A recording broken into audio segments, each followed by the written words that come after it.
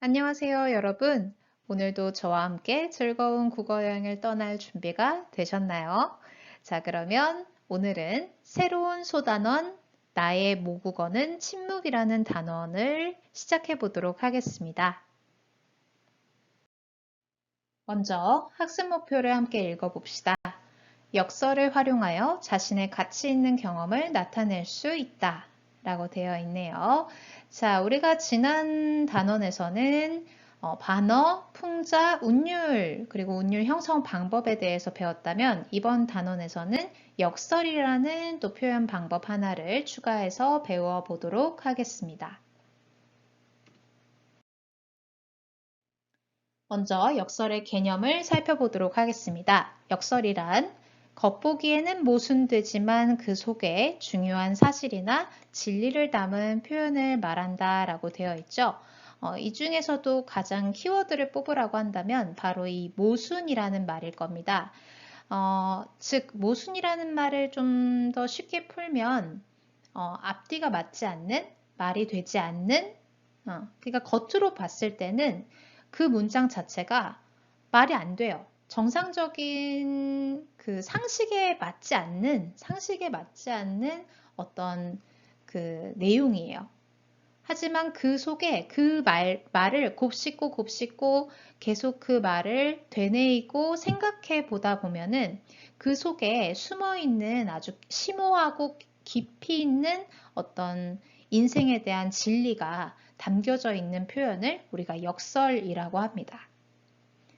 그래서 상당히 좀 이 역설법이 쓰인 시나 아니면 그런 문구를 보면은 한 번 더 생각해 봐야 하는 그런 좀 시간을 들여서 계속 그 말의 의미를 계속 생각을 해봐야 하는 거기에 진짜 숨겨진 어떤 진리를 파악하기 위해서 굉장히 깊게 생각을 해봐야 하는 부분이 있다라는 특징이 있어요.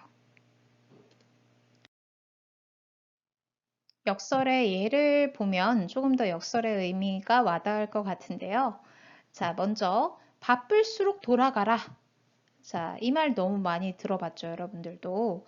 자, 바쁘면은 어떻게 해야 될 것 같습니까? 원래 말이 좀 자연스럽게 이어지려면 바쁠수록 서둘러라. 뭐 이렇게 가야 되는데 바쁠수록 돌아가라. 정반대되는 의미를 지니고 있는 말을 연결을 시켜놨어요.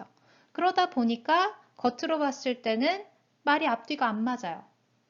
뭔가 모순되어 있어요. 하지만 이 말의 의미를 찬찬히 되새겨 보다 보면 바쁠수록 좀 더 서두르기보다는 서두르다 보면 실수하게 되니까 좀 더 여유를 가지고 침착하게 행동을 해야 된다라는 어떤 삶의 지혜가 이 속에 녹아져 있는 역설적 표현이라고 볼 수 있겠죠. 어린이는 어른의 아버지다. 자, 이것도 어린이가 어른의 아버지가 될 수 있는 상황은 상식적으로 말이 안 돼요. 가능하지가 않아. 하지만 이 말의 뜻도 곰곰이 생각을 해보다 보면 어른들이 어린이를 통해서 무언가를 배울 때도 있잖아요. 어린이들이 가지고 있는 어른들에게는 없는 어떤 순수함 같은 것들을 통해서 어른들이 배울 때도 있단 말이에요. 그런 것들을 의미하는 역설적 표현의 이해가 된다라고 볼 수 있습니다. 기만 나는 숭늉이 더 뜨겁다. 김이 나야지 우리는 뜨겁다라고 생각을 해요. 그런데 김이 안 나는 숭늉이 더 뜨겁답니다. 이건 이제 그 말이 많아 떠벌리는 사람보다 말이 없는 사람, 즉 가만히 있는 사람이 더 무섭다라는 의미를 지니고 있는 건데 그래서 얘도 역시 겉으로 봤을 때는 역설적이고 좀 말이 안 되는 것 같이 보여도 이 속에 또 깊이 있는 의미를 담고 있다. 그 다음 4번. 이건 뭐 너무나도 우리가 잘 이해가 되죠. 일본은 가깝고도 먼 나라. 가까우면 정말 그냥 가까우면 친한 나라죠. 근데 이제 가깝고도 먼 나라란 말은 거리적으로는 가깝지만 심리적으로는 다소 역사적인 문제로 얽혀 있는 게 너무 많다 보니까 심리적인 거리는 멀다라는 거죠. 그런 우리의 그 일본과 우리나라 사이에 어떤 그 관계를 아주 역설적인 표현을 섞어서 제대로 표현한 역설적 표현이라고 볼 수 있겠죠. 자, 그리고 가장 한국적인 것이 가장 세계적인 것이다 라는 거. 자, 이것도 한국적인 것과 한국적인 것, 그리고 세계적인 것, 이게 좀 뭔가 이미지적으로는 안 맞는데, 그러니까 우리가 기본적으로 생각했을 때 세계적이다라고 하는 것은 약간 다소 서구적인 그런 이미지를 많이 떠올리는데, 한국적인 것도 세계적인 것이 될 수 있다. 우리나라만의 어떤 고유 문화 역시 세계적인 것으로 인정받을 수 있다라는 것을 표현하는 그런 역설적 표현의 대표적인 예가 될 수 있는 겁니다. 다소 좀 이미지상으로는 앞뒤가 안 맞는 것 같지만 그 안에 또 심오한 의미를 담고 있는 것이죠. 역설법은 문학작품에서도 아주 자주 쓰이는 표현 방법 중에 하나입니다. 특히 이 지금 화면에 보이고 있는 한효운의 임해침묵이라는 작품은 대표적으로 역설법이 쓰인 시로 뽑히는데요. 그 역설법이 쓰인 부분을 같이 한번 보겠습니다. 임은 같지만은, 그러니까 내가 사랑하는 나의 님은 같지만, 떠났지만, 나는 님을 보내지 아니하였습니다. 자, 이거 좀 말이 안 되죠. 앞뒤가 안 맞아요. 지금 내 눈앞에 님이 있는 거예요? 없어요. 님은 이미 갔어요. 멀리 떠났어요. 하지만 나는 내 마음속에선 아직 내가 이 님을 떠나보내지 않았다라는 겁니다. 그러니까 임과 지금 헤어졌어요. 이별을 했지만 그 이별의 상황을 극복을 해나가겠다. 정신적으로 극복해 나가겠다라는 어떤 화자의 강한 마음과 강한 의지를 나타내는, 강조하고 있는 역설법이 쓰였다라고 자주 설명이 되는 작품입니다. 역설법의 대표적인 작품으로 이 작품이 항상 뽑혀요. 네. 그러니까 역설법의 포인트는 딱 그냥 첫 인상이 이게 무슨 소리야? 라고 해야 돼요. 말이 돼? 라는 의구심이 들면 역설법이에요. 모순된다 라는 거, 앞뒤가 맞지 않고 뭔가 어울리지 않고 어색하다라는 느낌을 주면 역설법이다 라는, 말이 되지 않으면 역설법이다 라고 생각을 하면 좀 더 구분하기는 쉬울 겁니다. 자, 그러면 이런 역설법의 효과는 뭐가 있을까요? 역설법을 쓰는 이유는 표현에 담긴 사실이나 진리를 강조하여 나타낼 수 있어요. 그러니까 겉으로는 모순되어 있기 때문에 좀 더 그 모순되어 있는 문장 안에 숨어 있는 참뜻을 찾아내기 위해서 사람들이 많은 고민과 생각을 할 거 아닙니까?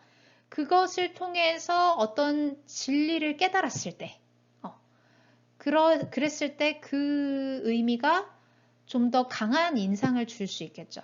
오래 기억에 남겠죠. 자, 그래서 어떤 사실이나 진리를 강조하고 싶을 때 역설법을 많이 씁니다. 또한 모순되는 사물이나 관념을 연결하기 때문에 읽는 이에게 참신하고 신선하다라는 느낌을 줘요.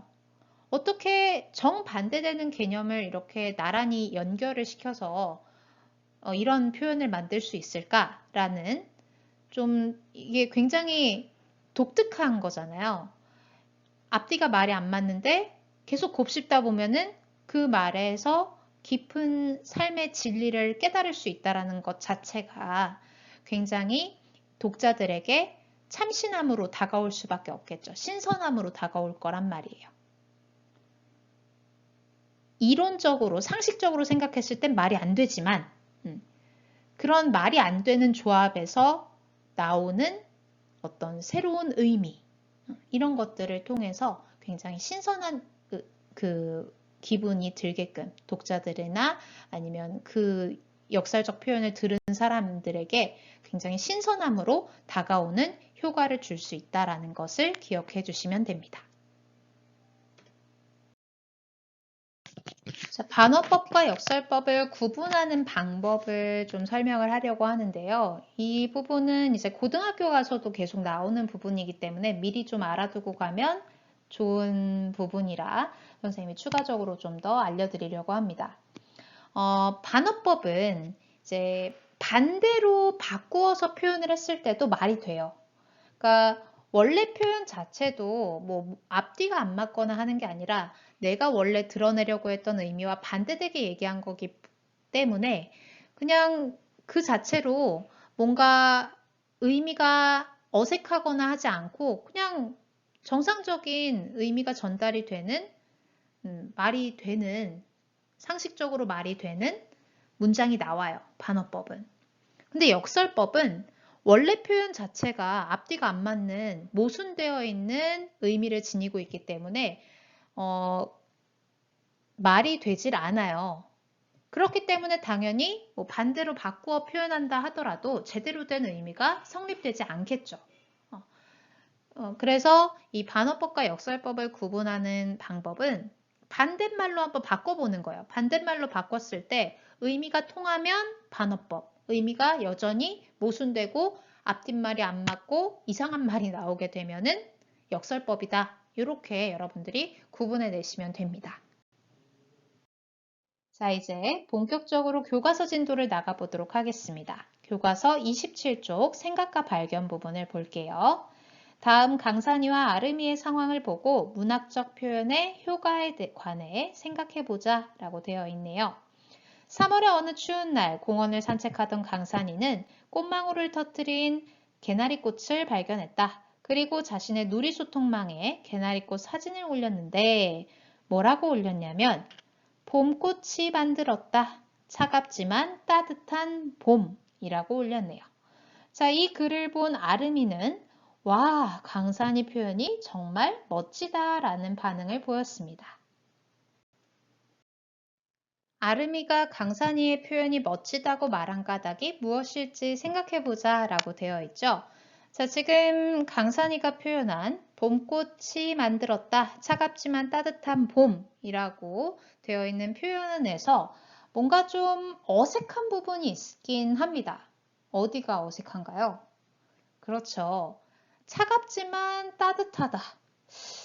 차갑다라는 이미지와 따뜻하다라는 이미지는 서로 정반대되는 의미를 지니고 있는 단어잖아요. 이 두 개의 단어를 결합을 해서 차갑지만 따뜻한 봄이라고 그런 표현을 썼습니다. 차가우면 차가운 거고 따뜻하면 따뜻한 건데 둘을 이렇게 섞어 놓으니까 뭔가 되게 심오한 의미가 있을 것 같으면서도 그리고 또 그 의미가 봄의 이미지하고 연결을 시켰을 때 그게 무슨 말인지는 얼추 와닿기는 하는데 뭔가 좀 색다른 듯한 느낌을 주는 표현이 나와 있는 거죠. 그러니까 서로 대조되는, 서로 반대되는 단어로 봄의 풍경을 굉장히 아름답게 표현을 해냈다라고 우리가 생각할 수 있을 것 같습니다. 그렇기 때문에 아름이도 그런 느낌을 받아서 이제 이 강산이의 표현이 멋지다라고 말했겠죠. 그러니까 지금 3월 같은 경우면 꽃샘추위가 또 이제 기승을 부릴 때잖아요. 그러니까 날씨의 어떤 차가움과 그럼에도 그 차가움 속에서 봄꽃이 탁 피어나는 꽃은 언제 피어납니까? 그렇죠. 날씨가 따뜻해졌을 때 피어나는 거니까 그 어떤 날씨의 차가움과 봄꽃의 따뜻함이 절묘하게 좀 어울리는 느낌을 차갑지만 따뜻한 봄이라는 말에서 우리가 충분히 느낄 수가 있겠죠. 자, 그래서 이 아름이가 이 표현이 멋지다라고 생각을 한 것 같습니다. 자, 정리를 해보면 이걸 다 적으라는 얘기는 아니에요. 이 중에서 하나만 그냥 골라서 여러분들의 감상과 가장 가까이 있는 것 하나를 고르시면 됩니다. 지금 제가 생각했을 때는 이제 날씨의 차가움, 그 3월의 꽃샘추위의 차가움과 봄꽃이 피어날 수 있는 그 따뜻한 환경, 그것이 굉장히 절묘하게 어울리는 느낌이 들었기 때문에 이 역설적인 표현이지만 이 표현은 굉장히 훌륭한 문학적 표현으로 여길 수 있겠다라는 생각이 들었습니다. 선생님의 경우에는. 자, 여러분들도 왜 이 표현이 멋지다고 생각하는지 가장 자신의 생각과 유사한 것을 골라서 교과서에 적어주시면 됩니다. 자, 이제 교과서 28쪽으로 넘어와서 역설 표현이 사용된 수필 한 편을 읽을 건데요. 제목은 나의 모국어는 침묵입니다. 자, 그런데 이 제목에서부터 약간 역설적 표현의 냄새가 납니다. 자, 모국어. 모국어는 언어죠, 언어. 자, 근데 언어는 기본적으로 물론 문자도 있어야 되지만 그 언어가 존재를 하려면 그 말을 사용하는 사람들, 그리고 말을 사용한다라는 건 뭐가 있는 거예요? 소리가 있는 거죠. 말소리가 있는 거예요. 그런데 그 모국어가 뭐랍니까? 침묵이래요. 근데 침묵은 소리가 있는 거예요? 없는 거예요? 없는 거죠. 소리의 유무만 놓고 봤을 때 모국어와 침묵이라는 단어는 서로 정반대선상에 있는 말이라고 할 수 있겠죠. 그래서 지금 제목 자체에 이미 역설적인 표현이 사용이 됐네요. 그럼 이 역설적인 표현이 진짜로 담고 있는 의미가 무엇일지에 대해서 이제 글 속에 나타나 있을 텐데 굉장히 우리의 호기심을 자극하고 있는 제목인 것 같습니다. 자, 먼저 작가 소개부터 간단하게 보고 본문으로 넘어가 보도록 할게요. 이 수필을 쓴 작가는 류시화라는 분이신데요. 이분은 시인이자 명상가이신데 또 출판 기획자로도 일을 하시고 계시고요. 특히 이분은 인도 명상가들의 사상과 관련된 책을 굉장히 많이 썼어요. 실제로 본인이 인도 여행을 하기도 했었고, 그래서 이 사람이 쓴 그 시집도 굉장히 유명하지만, 뭐 명상집이라던가 이런 것들을 굉장히 유명해서, 요즘 그 베스트셀러 문학 시집 뭐 이런 것들을 보면 항상 류시화 시인의 시집은 올라가 있습니다.